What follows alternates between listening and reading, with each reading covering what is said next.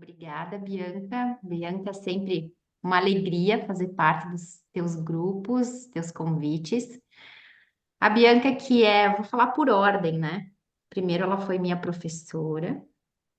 Depois, ela foi minha parceira de trabalho. Chamei ela para vir dar aula aqui. Por consequência, isso tudo virou uma grande amizade. E continuamos parceira de trabalho, amiga. Continuo aluna dela. E que essa relação se mantenha deste jeito por um grande tempo ainda aqui na Terra. Uma alegria, viu, Bi? Muito obrigada pela confiança. Então, Fernanda, Felícia,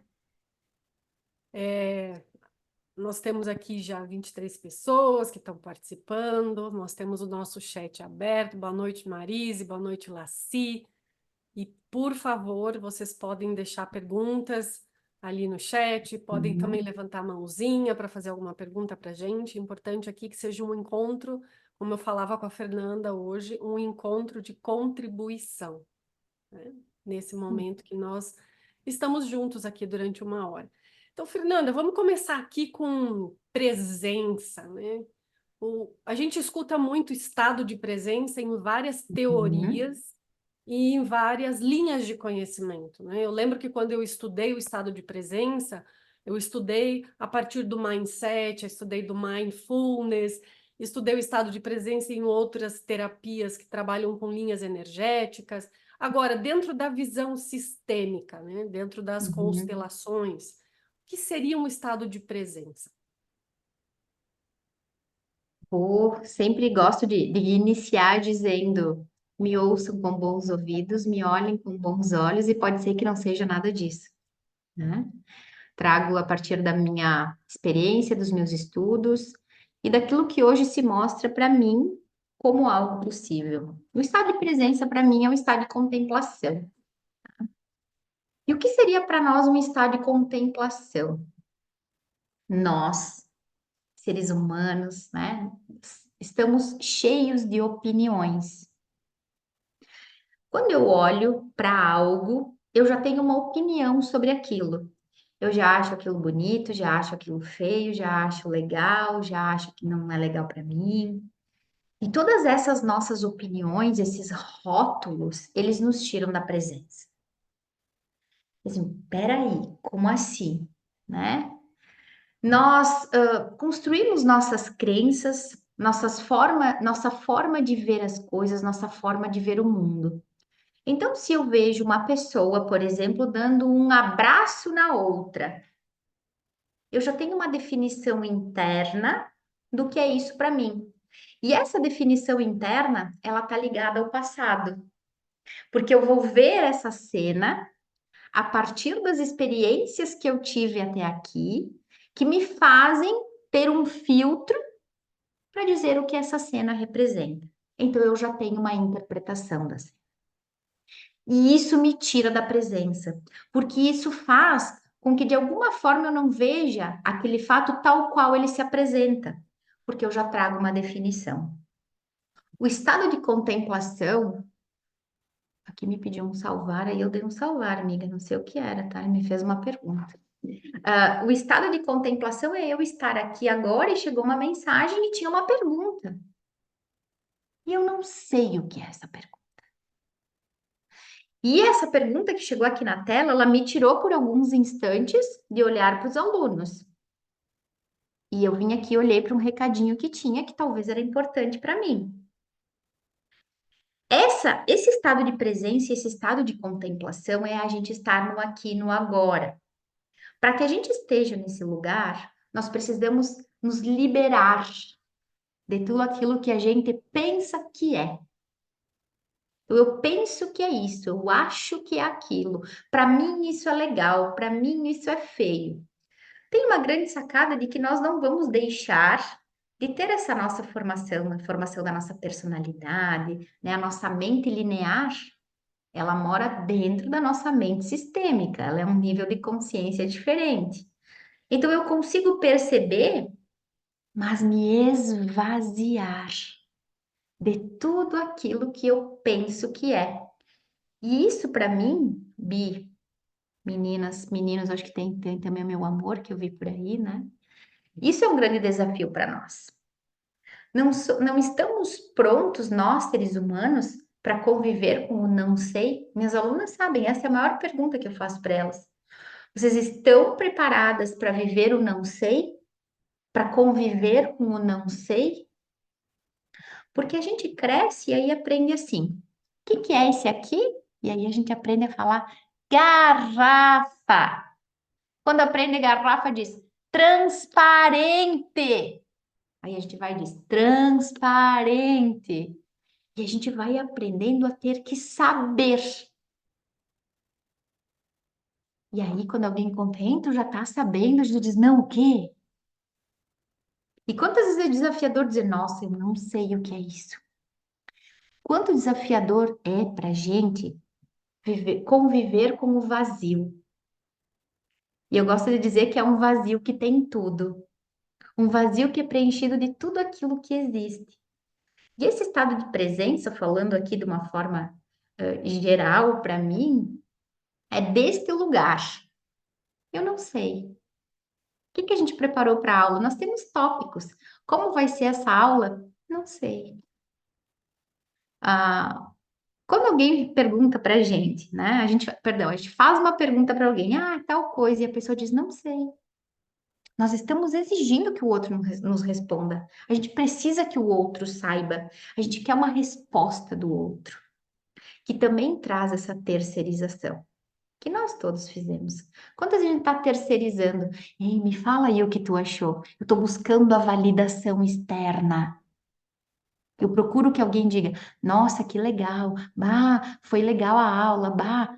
E sim, isso é importante para nós porque nós queremos pertencer.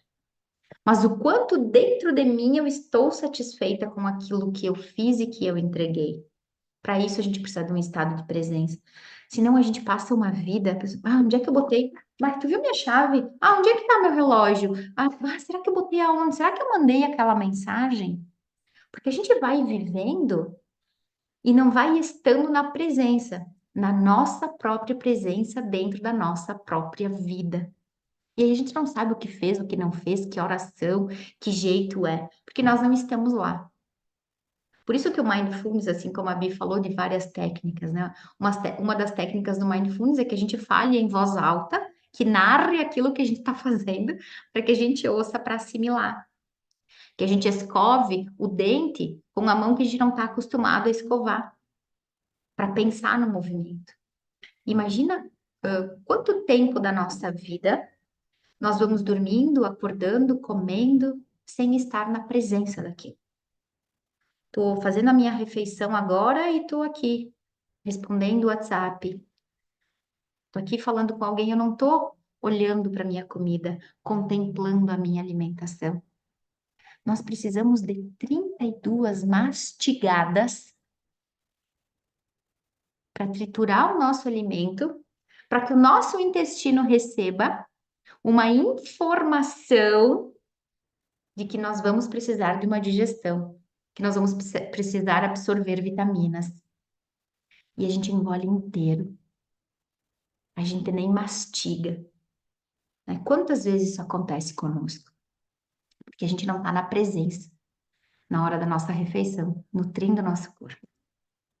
Já aconteceu com vocês? Para mim já aconteceu. A gente tá comendo um negocinho e tu comeu, por exemplo, uma batata frita. E aí tu olha pro teu prato e não tem mais batata frita. Ai, meu Deus, eu nem me servi de batata frita. Mas aí tu percebe que tu sim, que tu já comeu. Tu só não tinha percebido isso. E aí a gente segue. Penso que estamos todos adultos aqui. A gente faz amor e não tá na nossa presença. A gente come e não tá na nossa presença. A gente toma banho. Ai, será que eu já lavei aqui? Esqueci de me depilar. Esqueci. Onde é que tu tá, criatura? Que tu não tá dando para ti o maior presente, que é a tua presença na tua própria vida. Então, esse estado de presença, ele é independente de quem estuda constelação, de quem pratica mindfulness, ele é um estado de presença na minha própria vida. Porque quem está sempre correndo precisa de algumas perguntas, como por exemplo, está correndo do quê ou está correndo atrás de quê?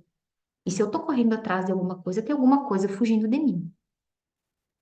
Será que eu não estou na presença da minha vida, em que eu posso curtir aquilo que se apresenta, contemplar?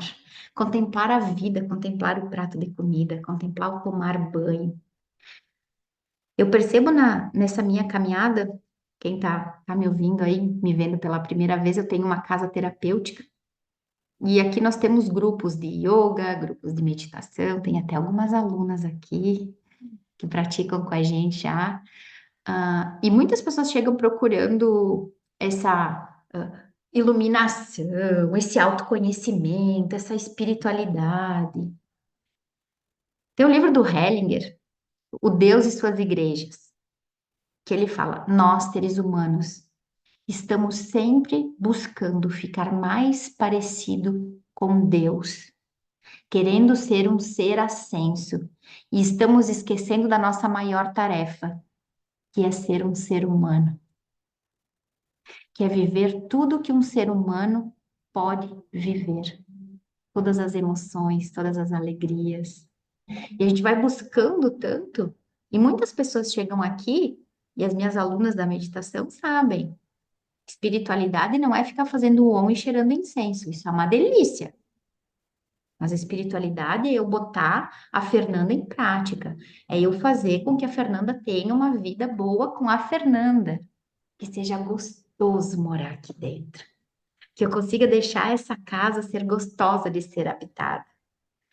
Então, não sei se levei vocês para algum lugar ou se respondi mais ou menos, Bia, a pergunta. Sim, acho que foi até mais fundo do que só uma resposta, foi uma aula.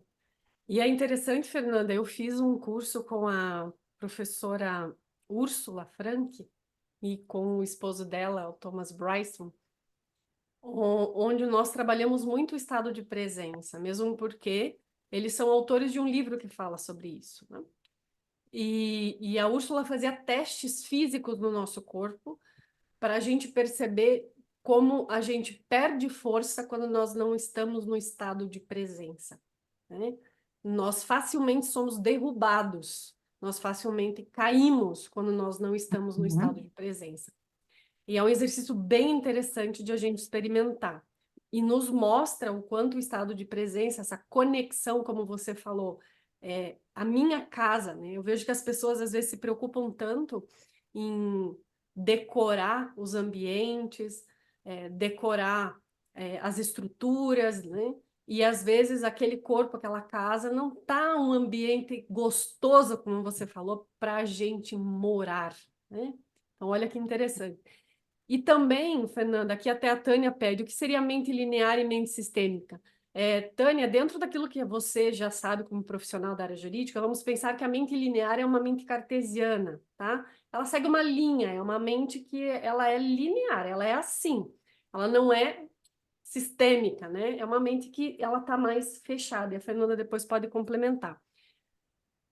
Fernanda, você estuda o Enneagrama, né? Você é uma das professoras que ensinam as pessoas sobre Enneagrama. E é interessante a gente observar que tem alguns perfis de personalidade, né, que podem ter um pouco mais de dificuldade, vamos dizer assim, ter um desafiozinho um pouquinho maior em relação a esse estado de presença.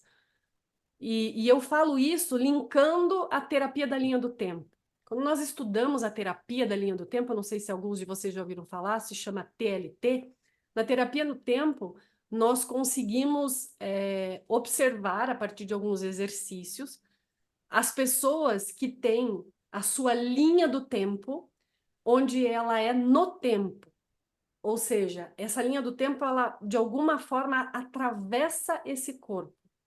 O meu passado, o meu presente, o meu futuro, onde ele se localiza. Você pode até imaginar que se você fosse construir uma linha do tempo para você, onde é que está teu passado? Aqui, em relação ao teu corpo. Onde ele está? Está para trás? Está aqui? Está lá? Onde está? Onde está o seu presente? Onde está o seu presente? E onde está o seu futuro? E aí, a partir destes pontos, eu posso construir uma linha de conexão no tempo, passado, presente e futuro, e a partir dessa linha de conexão existem estudos que concluem que algumas pessoas são no tempo e outras pessoas são através do tempo. E aí é interessante pensar que as pessoas que são de alguma forma através do tempo, elas são pessoas que elas são mais focalizadas numa determinada tarefa. É como se elas tivessem um relógio interno. E as pessoas no tempo são pessoas que movem-se facilmente de um assunto para o outro. Não conseguem, às vezes, terminar as tarefas, elas se perdem rapidamente. São pessoas que não têm um senso inato, vamos dizer assim, de agenda de tempo. Então, o estado de presença para essas pessoas é mais complicado, porque daqui a pouco elas estão fazendo uma coisa, elas começam a fazer outra, elas têm dificuldade de organização de agenda, elas procrastinam com mais facilidade, mas, ao mesmo tempo, são pessoas que vivem o agora. Elas vivem o prazer, o momento. Então, dentro desses conhecimentos, quando a gente fala de presença, o que você poderia acrescentar para as pessoas sobre a presença e a personalidade, a identidade? Como é que isso se forma? Por que algumas pessoas têm mais facilidade de estarem presentes e outras não? E acho que tem tudo a ver, Bi, uma pergunta da Tânia? Uhum, Da Tânia, achei aqui. Tá. Imagina assim, uma mente linear é uma mente que tem certo e errado. Alguém aqui não tem essa mente? Nós todos temos uma concepção interna do que é certo e é errado para cada um de nós, tá? A mente que se abre para uma nova ideia, ela consegue perceber que dentro dela existe o certo e o errado, mas que existem outras formas. Então, por exemplo, um exemplo para Tânia que eu acho que, Bi, vamos ver se vai caminhando para tua resposta, senão tu me chama de volta. Um exemplo. A gente olha lá para uma história nossa da infância, algo que aconteceu, e a gente diz que aquilo foi ruim. Ou eu olho para lá e digo, nossa, que bom que isso aconteceu, né? Isso é uma mente linear. Eu estou dizendo que algo é bom ou algo é ruim. Quando eu expando para o olhar sistêmico, eu olho para aquilo sendo apenas um fato, uma dinâmica. O que eu vou fazer com aquilo que aconteceu é que talvez seja bom ou ruim, ou que apenas permaneça uma dinâmica. Por exemplo, por muito tempo da minha vida, eu justifiquei a minha falência como pessoa, minha falência como mulher, como profissional, a partir da experiência de alcoolismo na minha casa, a partir da violência e de tudo que aconteceu lá. Quando acontecia algo, o que que eu fazia? Também, olha o pai que eu tenho, também, olha o jeito que fui criada. E aí eu ia colocando a culpa lá. A consciência linear, ela sempre vai encontrar culpados. A gente precisa fazer o triângulo, né? Depois a Bia aí tem aula só sobre isso e aula sensacional. Quando eu, sufocada da Fernanda, da minha própria personalidade, porque nós desenvolvemos uma personalidade, e agora eu estou alinhavando lá com a tua pergunta, Bi. Nós não temos uma personalidade. Tem minhas alunas do Enneagrama aí. Minha primeira aula de Enneagrama foi um choque. Quando meu professor diz assim: não, personalidade é tudo aquilo que a gente não é. É o que a gente precisou desenvolver para sobreviver, que são nossas emoções secundárias. Foi quando a gente distorceu a realidade. E eu, hã? Como assim? Então, a nossa personalidade, a gente vai criando defesas, distorcendo. Já que a mamãe não me vê assim, se eu fizer assim, a mamãe me vê. Para eu ser boa para o papai, eu tenho que ter essa postura. E eu vou desenvolvendo isso para ser vista. E a gente chega numa altura da nossa vida, e aí cabe a indicação do livro. Quem está me assistindo aí já está cansado de ouvir eu indicar esse livro, né? O Cavaleiro Preso na Armadura. Porque aí a Fernanda estava matando a Fernanda. Eu estava sufocada de ser eu mesma. De um personagem que eu precisei desenvolver para ser vista pela minha mamãe, para ser vista pelo meu papai, para conseguir sobreviver. Tamanha era a minha dor, tá? Fernanda, aqui, desculpa interromper o teu raciocínio, né? Eu li o livro, Imagina. a, o Cavaleiro Preso na Armadura, por indicação da Fernanda, há um tempo atrás, e eu falo assim que é um livro simples, né? É um livro de leitura leve, é um livro curto, é um livro fininho, mas ele é de uma profundidade, porque chega às vezes a doer na gente quando ele sofre esse remover das peças da armadura. Uhum. E falando sobre essa armadura, gente, interessante o que a Fernanda fala, né? Da gente, às vezes, desconectarmos daquilo que a gente verdadeiramente é. E isso começa quando nós pensamos no eu sou. Será que nós temos coragem de realmente dizermos quem nós somos? Será que se a gente falar quem a gente é, como diz uma poesia da Clarice Lispector, será que se a gente disser quem a gente realmente é, a gente vai continuar pertencendo a essa família? Será que o nosso papai e a nossa mamãe vão amar a gente? Será que a gente vai continuar tendo os nossos amigos, os nossos clientes, se a gente realmente disser quem a gente é? Porque começa com o nosso nome, né? Eu sempre falo isso. Nós nascemos um eu sou e de repente eles jogam em cima da gente e nós não somos mais um eu sou, nós somos Bianca. E aí tem até umas vertentes dentro da área sistema que fala que quando a gente vai se apresentar, a gente não diz eu sou Bianca, eu estou Bianca, né? Eu estou vivendo essa experiência, como disse a Fernanda, de ser, de estar vivendo a Bianca, mas eu não sou Bianca, né? E aí segue, Fernanda. O que mais tem de carcaça nessa personalidade? E aí o que acaba acontecendo? Quando eu percebo que todas as minhas definições, os meus padrões, os meus certos e os meus errados estão me sufocando, eu preciso desconstruir isso. E aí eu preciso me abrir para o não ser. E isso é incrível. Por exemplo, se eu consigo ver aquilo que me aconteceu aqui atrás apenas como um fato, é um fato. Hoje, o prana, os estudos, se eu tô aqui dando essa aula ao convite dessa minha amiga que eu amo, tudo isso vem do que me aconteceu aqui atrás. Só que por muito tempo eu usei essa história para justificar a falência do meu indivíduo. Hoje eu digo, nossa, foi por essa história que hoje eu tô aqui. E aí quero contar para vocês que nós todos somos uns baita mentirosos. Mas pensa numa gente mentirosa, somos nós. As nossas narrativas, quando a gente começa a perceber, a Eloir tá até sorrindo aí, né? Quando eu chegava no curso e contava tal história, agora eu olho assim, meu Deus, como é que eu contava essa história? Porque a gente vai se pegando em flagrante nas mentiras que a gente conta.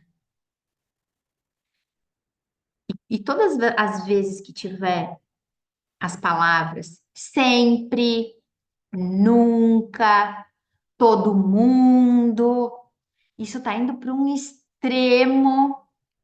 E eu já digo sempre para as gurias sabem, naquela hora a luzinha pisca, porque ali tem um fio da meada de uma mentirinha contada que foi principal, importante para nossa sobrevivência.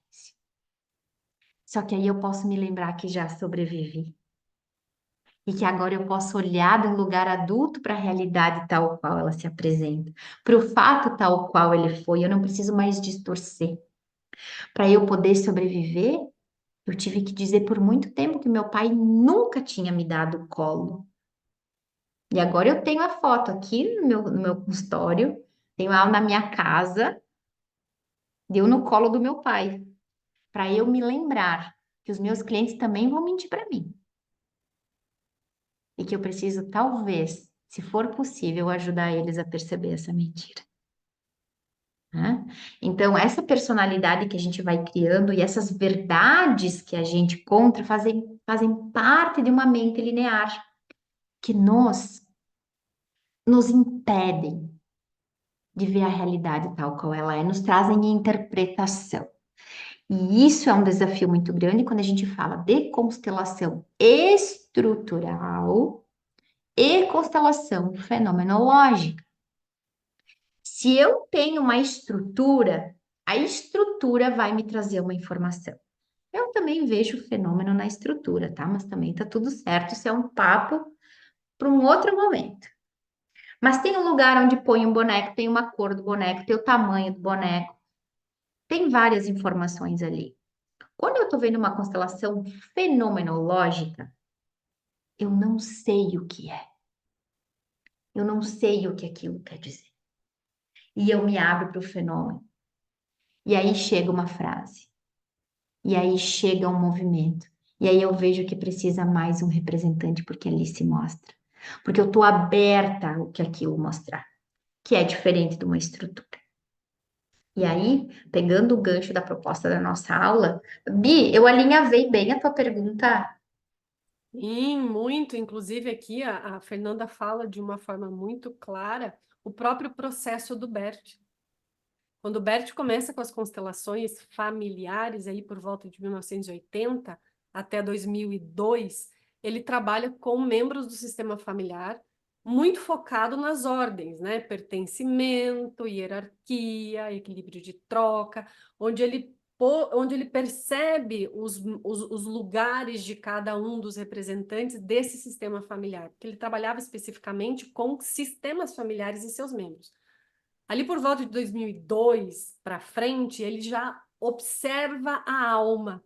E ali começa o fenômeno, né, Fernanda? E aí, por volta de 2006, e é o que mais hoje a gente vê, a Fernanda pode falar melhor, porque ela está hoje concluindo, fazendo a formação na Hellinger, as novas constelações têm muito mais foco no espírito, ou seja, muito mais aberto ainda, né? Bert, de certa forma, começa mais linear e ele mesmo vai indo para uma ampliação mais sistêmica, Uhum. partindo daquilo que nós estamos falando, desta constelação fenomenológica. É isso, né, Fê? Bi, é isso.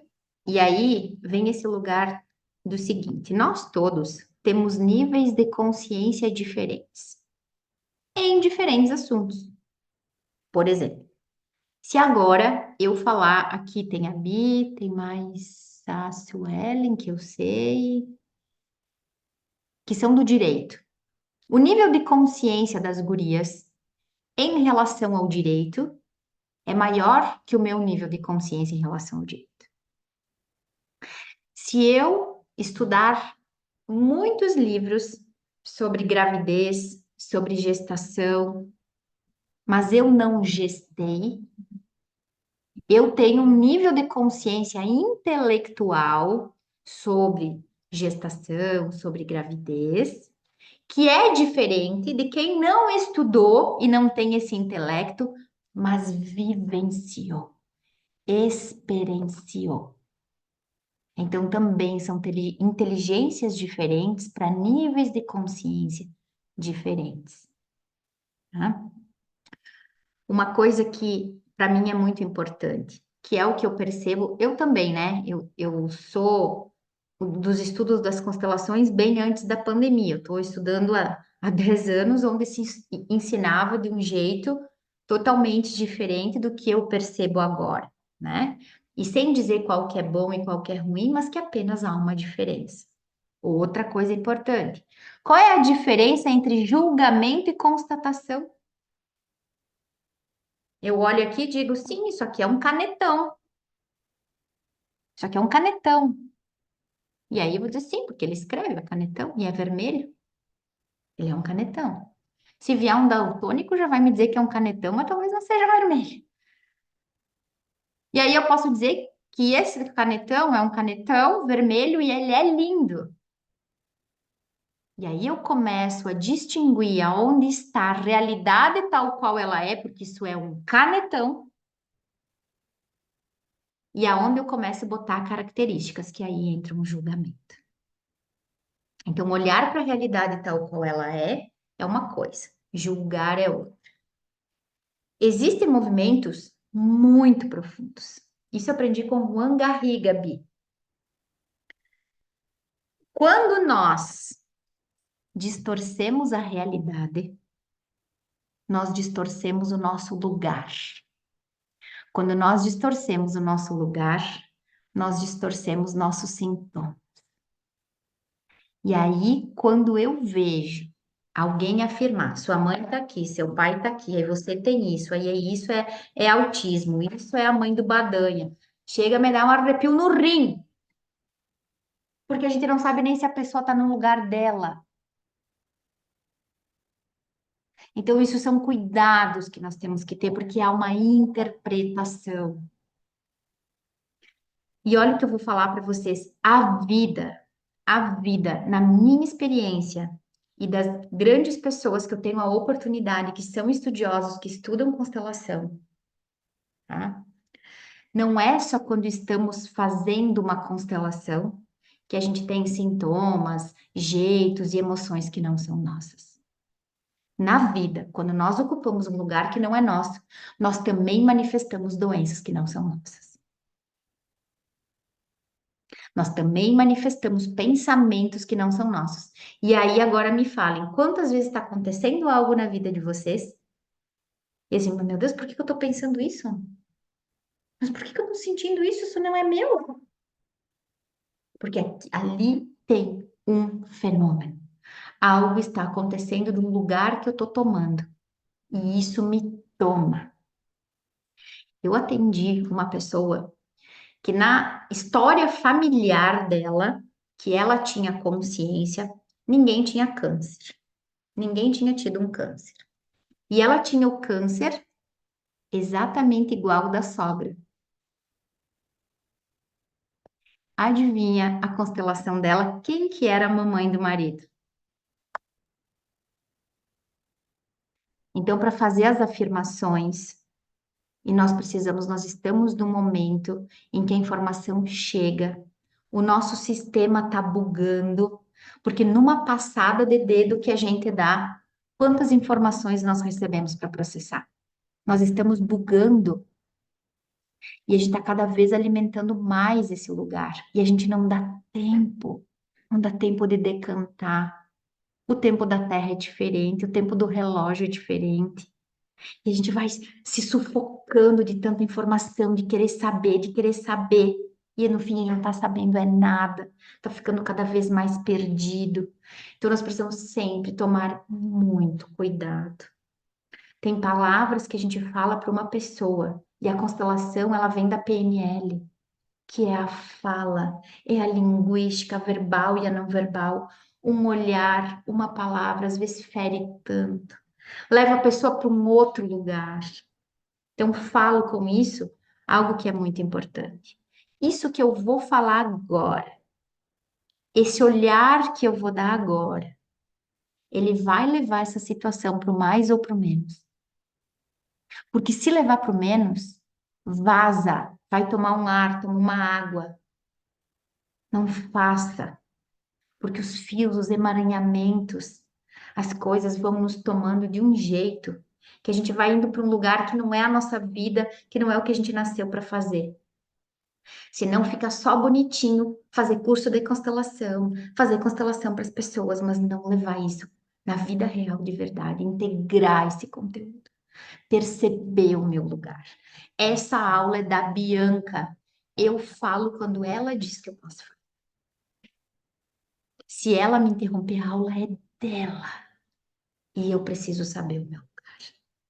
Quando eu vou para casa, de quem que é? Quem aqui é casado e dorme numa cama de casal? Levanta a mão. Eu vou levantar a minha aqui. A cama não é minha, ela é nossa. Ela é meio a meio.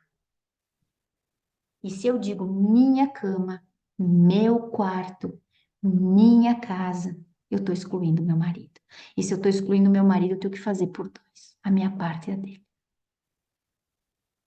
Então, na vida, eu começo a perceber o meu lugar, aquilo que me cabe. Para isso, eu preciso de presença. Que lindo, Porque Fernanda. E senão, aí você falou, já falou, inclusive, sobre outro tema, né? Da interpretação, como nós interpretamos às vezes. E existe uma grande diferença aí. Você fala aqui de julgamento, né? E a diferença de eu realmente perceber algo um pouco próximo da realidade, porque a realidade em si, quando você fala esse canetão vermelho, talvez não é um canetão, para algumas pessoas seja um pincel, para outras pessoas seja um marcador de texto. Então, a gente tenta ao máximo se aproximar da realidade, a gente se aproxima dela quando nós realmente conseguimos, de alguma forma, olhar para algo através dos nossos sentidos e não fazer interpretações. Dentro da PNL, a gente chama isso um pouco de alucinação, né? Quando a gente dá uma alucinada, como por exemplo, agora eu olho para a Fernanda e digo assim: ah, a Fernanda ela está sendo cínica, né? Aí alguns de vocês estão aqui e falam assim: o que a Bianca está falando? Alguns podem até ficar bravo comigo porque eu falei isso. O máximo que eu posso dizer é: a Fernanda está fazendo assim, né? Abaixando e levantando a cabeça e sorrindo, mostrando os dentes. É a única coisa que é mais próximo da realidade. E aí, numa constelação, quando nós vemos, tanto nas estruturais quanto na fenomenológica, quando nós vemos os elementos posicionados no campo, isso que você falou é muito importante. Ah, olha só, ele se colocou antes do pai e da mãe, então ele está querendo ser maior do que o pai e a mãe, ou ele está isso, ou ele está aquilo, ou ele está na reivindicação. Esses diagnósticos são muito complicados. Sabe por quê? Porque a gente já vê nas constelações com a experiência, né, Fernando, que muitas vezes você vê um cliente se posicionando ou colocando o elemento dele antes dos pais na constelação e tem um contexto. Porque às vezes é esse pai que ficou com algum tipo de demência, algum tipo de deficiência, quando esse filho tinha 14, 15 anos e ele realmente assumiu um lugar de fala e uma função dentro do sistema de cuidar do pai e da mãe. Então, é sempre importante entender que, apesar de, às vezes, essa estrutura trazer uma informação dentro daquilo que nós sabemos que é uma informação de estrutura saudável e não saudável, cuidar com as nossas interpretações, e mesmo nas estruturais, Fernanda, um dos pontos importantes da constelação estrutural é, além destas posições, direcionamentos e distâncias, o significado. Qual o significado disso para o meu cliente? E na fenomenológica, o que a gente percebe muitas vezes? Que o facilitador de constelação, ele está ali facilitando o campo com todos aqueles representantes e o tempo todo de costas para o cliente. Ele nem olha para o cliente para ver qual é a comunicação que está acontecendo ali. Se existe uma ressonância entre o cliente e o campo, ou se são os representantes que estão alucinando. E aí, às vezes, esse cliente que não é visto, não está fazendo o menor sentido para ele aquela constelação, mas o facilitador está como um maestro ali, naquele campo de interpretação, fazendo diagnósticos. E isto é extremamente perigoso, né, Fernanda? e acho que é esse lugar também que está levando a constelação aonde está hoje, né? Na Berlinda, porque houve e há uma massa de pessoas contribuindo para que isso chegue nesse lugar, né? E isso é importante falar não só nas constelações. Ah, o médico que tem um diploma, mas a gente vê que ele não é médico de alma. Né? Isso que vem da alma, é a alma que trabalha. Que aí o Hellinger vai falar que a gente não corre atrás do sucesso, né? A gente toma nosso lugar e o sucesso chega por si só. Quando a gente está fazendo o que nasceu para fazer, o sucesso chega por si só. E isso que a Bi falou é muito lindo e muito importante, porque quando é uma verdade da alma, ninguém questiona. Ninguém questiona. As verdades montadas cartesianas, né, de fazer sentido, que é totalmente diferente de fazer sentir, né? Então, isso que parece lógico, vai ter a verdade do pincel, do canetão, do vermelho, do daltônico, do bonito, do feio. Numa constelação, principalmente nas constelações em grupo, porque nós estamos em mais pessoas, né? Todos sabem quando a constelação foi para o mais. Todos sentem. E é inquestionável porque a alma de todos se alivia. Todos sentem o alívio, o constelador, o cliente, os que estão assistindo, os representantes, alivia a todos, porque algo se mostrou, né? E é assim na nossa vida. Se a gente perceber, nosso coração, ele é uma bússola. Ele sempre nos mostra a forma com que o nosso coração está batendo, ele está nos mostrando se a gente está no fluxo ou está no contrafluxo. Às vezes o coração ele bate acelerado porque era uma coisa que tu não devia falar. Era uma coisa que tu não devia fazer naquele instante, o coração estava ali te avisando. E às vezes toma uma respiração, dá um passo para trás e aquilo alivia. E aí eu vou procurar uma outra palavra. Assim como se a gente não fizer na hora, uma intervenção na hora de algo que está acontecendo, aquilo também pega força, pega movimento e não se resolve, né? Por isso o Hellinger, quantas vezes ele falou, e cada vez mais eu percebo isso, a resposta que a gente precisa estar no momento presente. Para que eu esteja na presença, eu preciso desconstruir quem eu penso que eu sou, para me abrir para tudo aquilo que eu nem imagino que eu posso ser, para todas as possibilidades que eu ainda nem vi, para todas as partes minhas que eu desconheço, que aí a gente entra no ponto cego.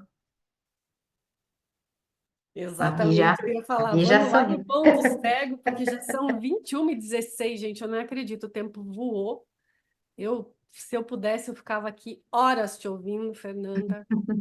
A forma como você fala é muito didática e é uma alegria para mim ter convencido, ter tido o sim da Fernanda para estar no treinamento com a gente, contribuir com esse conhecimento. Então, fala aí para mim, ponto cego. Eu falo, fala para mim, porque eu tô como aluna, ó, eu tô amando. Linda, eu também amo ser sua aluna. Olha só, o que são nossos pontos cegos? Difícil saber, né? É cego, a gente não vê? Aonde para nós é um desafio? Aonde para mim é um desafio? Adorei você, Fernanda, simples e profunda. Um beijo, Marisa, obrigada pelo carinho. O que acontece ao meu redor que muitas vezes é difícil de eu ver? Porque nós precisamos ter muita maturidade. A ajuda é uma ajuda adulta. As gurias sabem aí nas ordens da ajuda, quando eu dou aula de ordens da ajuda para elas. Se a gente encontrar uma criança ali fora, se eu sair agora aqui do Prana e tiver uma criança ali fora chorando, e ela tá com um ferimento, machucou o braço. Qual é a nossa primeira é instintiva, a nossa primeira intuição? Olhar ao redor e procurar os pais. Quem é o responsável por essa criança? Como essa criança está sozinha? Porque a ajuda, ela vai precisar ser para os pais da criança. Eles são responsáveis. Eles vão me dizer de que forma adequada eu vou lidar com aquela criança. Se eu levo para o hospital, se eles são xamã e vão botar erva. Eu não sei o que eles vão fazer. Eles são os pais. Então a ajuda é de um adulto ajudando um adulto. E nós precisamos reconhecer que precisamos de ajuda. Nós precisamos reconhecer que precisamos de ajuda. Quantas vezes, e aqui deve ter várias pessoas, ou que são terapeutas, ou do direito, ou da área da saúde, e nós temos os recursos da onde a nossa mente, consciente, inconsciente, acessou informações. Então, se eu me machuquei, eu tenho o recurso de saber como lavar, de fazer pontos, se eu sou uma enfermeira, minha Sil tá por aí, né? Eu sei como lidar com um ferimento. Se alguém está infringindo uma lei, Bianca, ela entende da lei dos homens. Ela vai saber como proceder de forma legal com aquilo. Só que se eu não sei, isso é um ponto cego para mim. Eu não sei qual é a forma adequada de lidar com uma ferida. Eu não sei se eu estou sendo.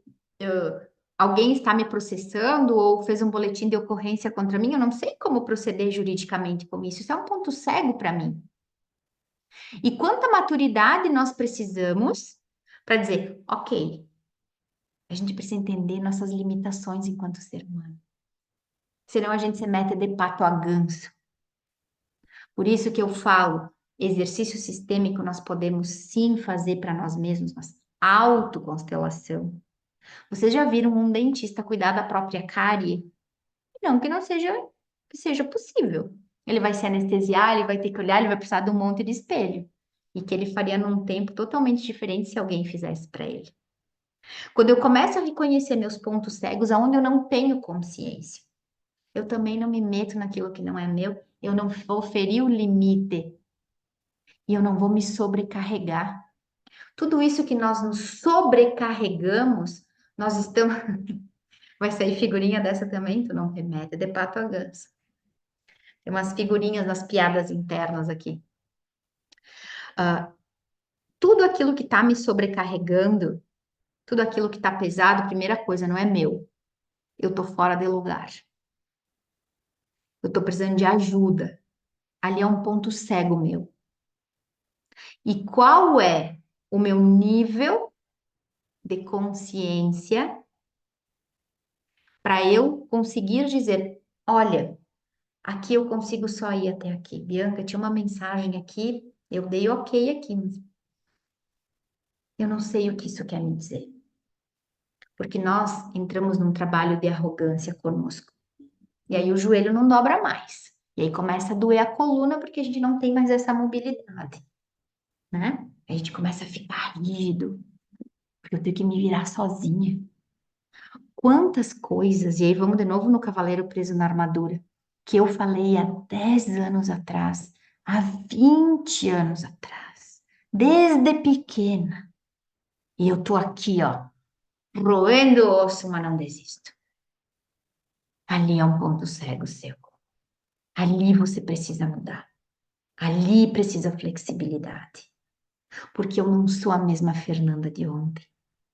Os fatos que aconteceram hoje comigo expandiram meu olhar, expandiram minha consciência. Só que se eu não tô dentro da minha vida, se eu não tô na presença, eu não tô nem percebendo isso. Eu tô nem percebendo que hoje a minha pele acordou melhor do que ela estava ontem. Eu percebo o meu ciclo menstrual. Eu percebo que emoções eu sinto. Quando meu marido me diz uma coisa hoje, eu reagi de um jeito. Amanhã ele me diz a mesma coisa, eu reagi de outro. E eu começo a me conhecer. Todo mundo acha bonitinho, e lembra que todo mundo, eu tô generalizando, porque todo mundo é muita gente. É bonitinho o autoconhecimento. É bonitinho a espiritualidade. Gente, quer mais autoconhecimento do que eu perceber o que eu sinto durante o dia? Do que eu perceber que eu não estava ali quando eu comi? Quer mais espiritualidade? Se existe um Criador e eu sou uma criatura, qual é a forma de eu ser grata a esse Criador se não cuidar desta criatura? E não fazer a jornada dessa criatura ser uma boa jornada na Terra. Então, isso tudo se interliga e eu começo a perceber: nossa, eu consigo ir até aqui. Final do ano, eu dei um curso de. Tinha dado aula do Titãs, foi no início do ano. No fim do ano, eu dei o curso aqui de linguagem do corpo, onde eu falei desenvolvimentos e doenças, e eu fui acometida, assim, ó, fum, veio a manifestação de uma doença do meu sistema com tudo que dava. E aí eu comecei aqui, ó, meu Deus, mas eu li isso, então lipedema quer dizer isso, água parada, e aí as pernas que representam a criança, e meus joelhos, e eu, isso aqui é um ponto cego para mim. Se o sintoma chegou, tem algo que alguém do meu sistema não viu, e eu preciso que me ajudem a ver. Porque aqui é um ponto cego para mim. Mediante isso aqui, eu sou muito pequeno. Eu preciso de alguém que consiga ver o que é o estudo das constelações, se não o amor cego e o amor que vê, o amor que adoece e o amor que cura. Se é um ponto cego para mim, como que eu vou lidar com isso? Eu preciso de ajuda. Que lindo, que lindo. E é Uhum. interessante quando você fala isso, Fernanda, e a gente trazer isso para as constelações, né? Como realmente esse ponto cego é algo que nós não olhamos por arrogância, ou às vezes por intenções, e aqui não se trata de julgamento, né? A gente vê tantos movimentos acontecendo em mentorias, em grupos de constelação, e facilitadores trabalhando com traumas. Isso é tão profundo, né? Quando um cliente chega para mim com um trauma, dependendo do nível de consciência desse trauma, como você falou, ou dependendo do nível desse trauma, eu encaminho para minha professora Lia Bertuol. Apesar de eu ter formação em trauma, de ter feito a formação nesse olhar da constelação para os traumas, existe um lugar que é um ponto cego para mim.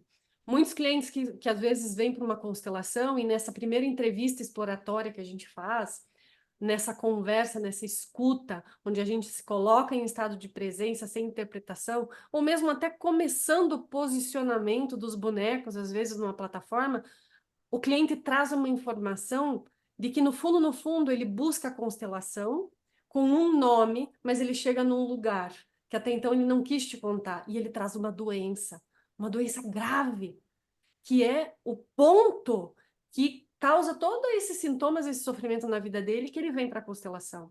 Já teve momentos que eu digo, bom, aqui eu me retiro, por quê? Isso é um ponto cego para mim. Eu nem sei, você está falando o nome dessa doença, eu sinceramente não consigo nem imaginar em que parte do corpo é essa doença, porque o nome é tão esquisito que eu não dou conta. Eu mando para um constelador especialista, como por exemplo um constelador médico, né? Então, esse ponto cego, porque aí, Fernanda, eu quero que nós estamos quase finalizando, que você traga para a gente. O que que acontece com nós? A gente já entendeu que muitas vezes eu adoeço, eu tenho sintomas, porque eu tenho pontos cegos na minha vida e nas minhas relações, né? Quando você fala do relacionamento de casal, de que eu não sou mais a mesma pessoa, isso durante muitos anos, como advogada familiarista, eu falava para os casais. Você casou em que ano? 1992. Nós estamos em 2024. Aquela pessoa que casou em 1992, aquelas pessoas, elas tinham projetos de vida, sonhos, expectativas, ideias, recursos completamente diferentes dessas pessoas que vivem em 2024. Quando você contratou com teu marido através de um casamento, quando você declarou algumas questões, você era uma pessoa, hoje você é outra. Faz quanto tempo que você não revisa esse contrato? Que você não senta com o seu marido e diz, olha, e aí a gente percebe os sintomas acontecendo no casamento, as doenças do relacionamento, que como diz o Buber, Uhum, acontece no entre.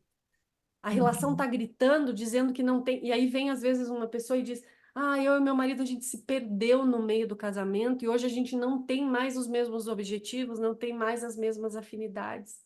Claro! Vocês não são mais as mesmas pessoas, só que vocês esqueceram de reforçar, reconversar, reavaliar quem é essa pessoa, porque você está vivendo no casamento. Você é a pessoa que está em 2024.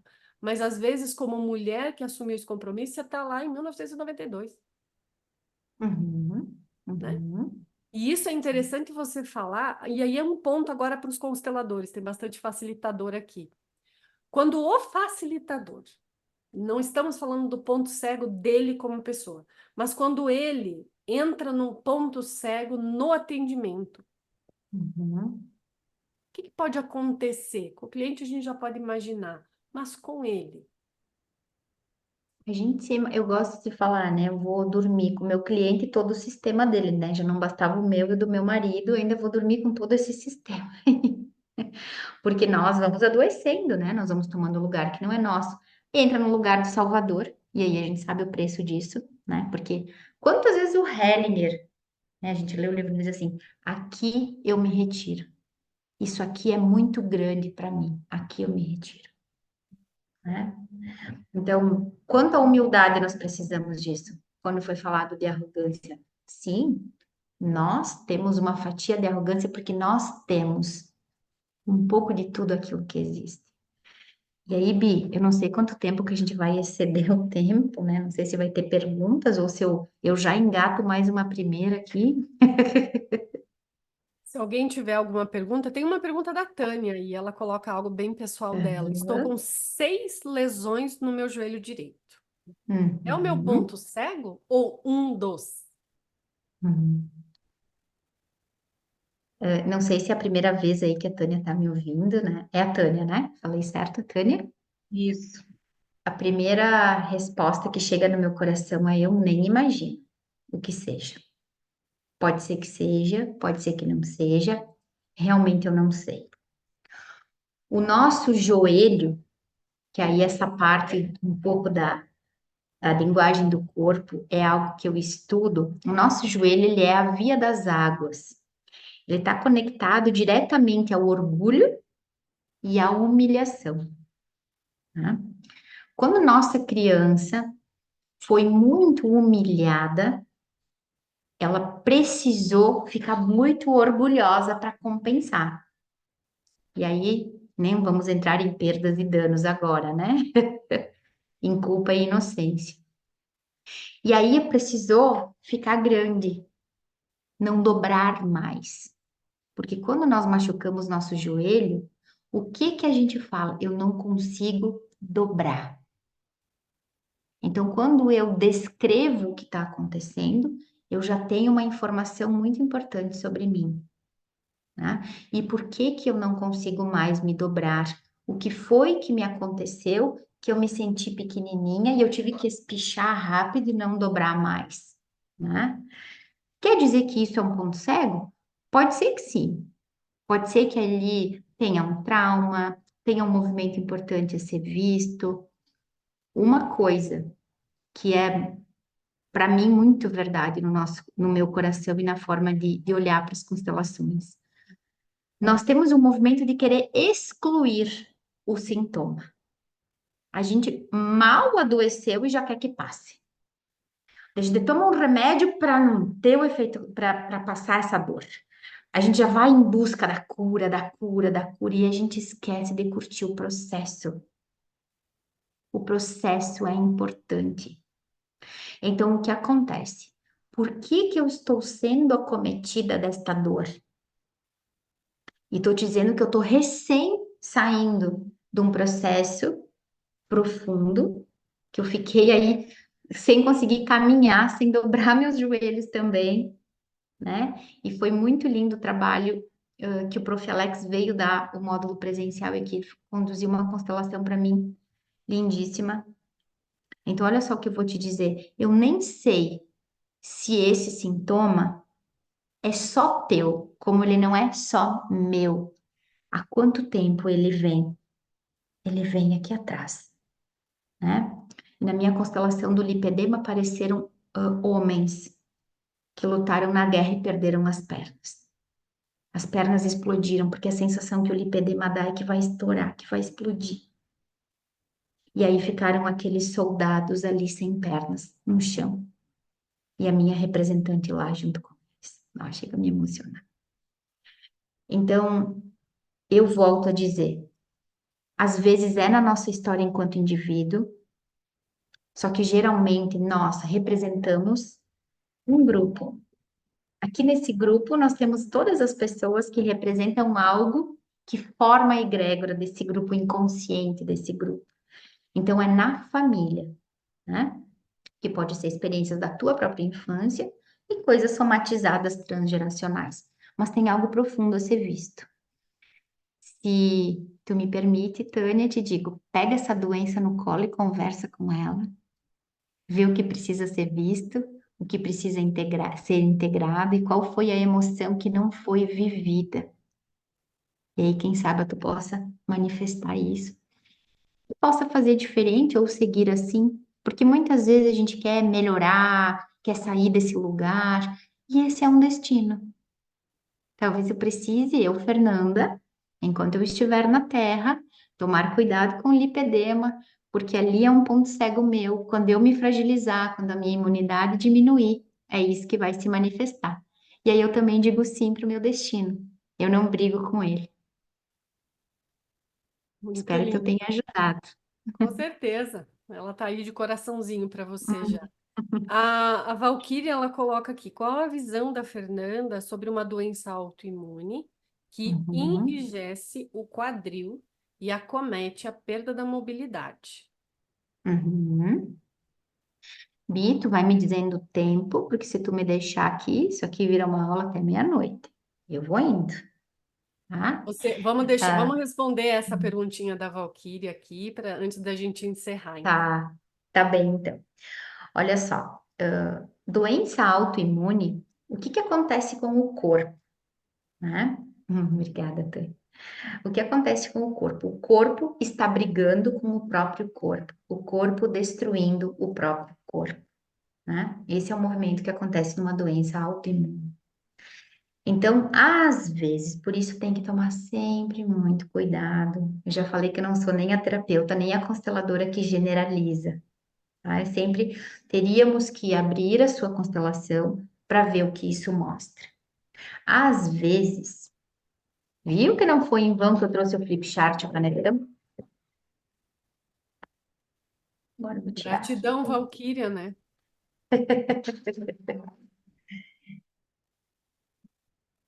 Aqui tem uma pessoa. Minhas alunas já estão acostumadinhas aí com os meus desenhos. Para que essa pessoa esteja na Terra, ela precisa de mãe e pai. Nossos pais são nossos portais na Terra. Até aqui estamos no Beabá. Esse indivíduo é 50% aqui, 50% aqui.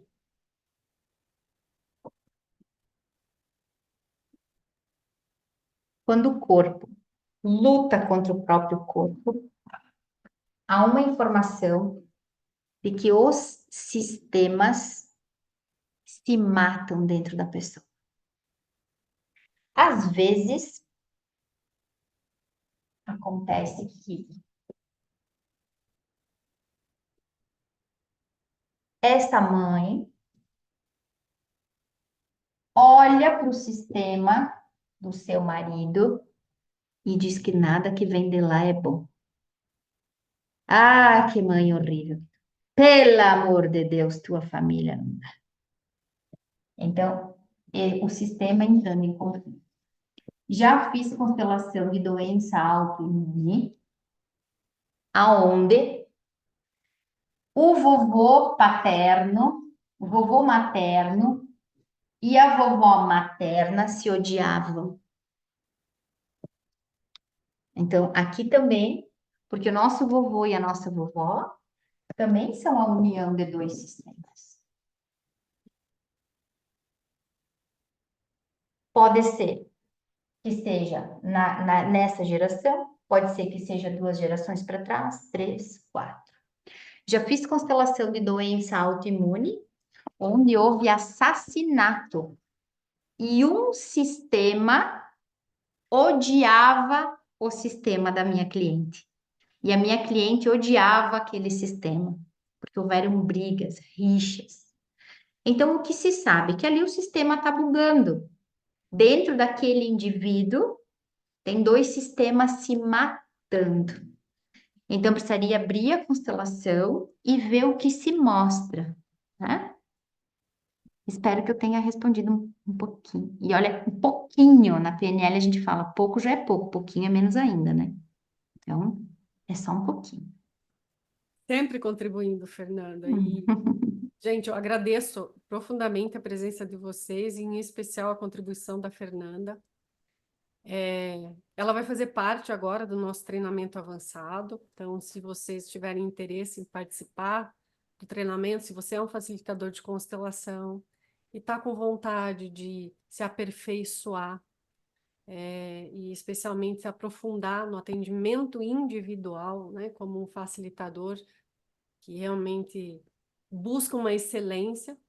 O treinamento ele é dividido em vários módulos semanais, com aulas numa noite da semana, e durante a semana tem algumas alunas aqui que já fizeram o treinamento.